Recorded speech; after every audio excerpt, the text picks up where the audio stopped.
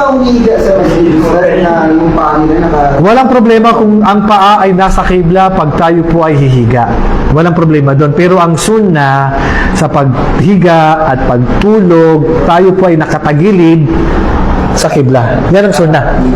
Inihiga ng propeta sallallahu alaihi wasallam yung kamay niya na to at nakaharap sa kibla. Yan ang sunna. Ang bawal lang naman na paghiga na nasa kibla yung paa mo kung nandyan yung Quran. Nandiyan yung Quran, nandiyan yung paa mo, nandiyan yung Quran, siyempre hindi pwede yun. Pero kung higa ka nakaharap sa kibla yung paa mo, walang issue doon. Ang bawal lang ay kung hihiga ka ng nakadapa. Ang paghiga ng nakadapa, makro. Hindi ka aya-aya. Ang propeta sallallahu alaihi wasallam, nakita niya yung sahabang nakadapa. Sabi ng propeta, bumangon ka dyan. Fa innama hiya ano ba yung tawag siya? Dajjatu ahlin nar.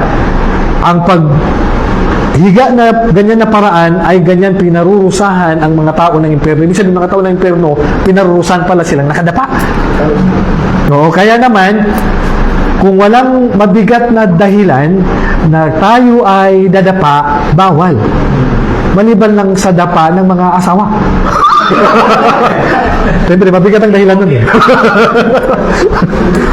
Kung walang mabigat na dahilan, dadapa ka lang na walang dahilan ba?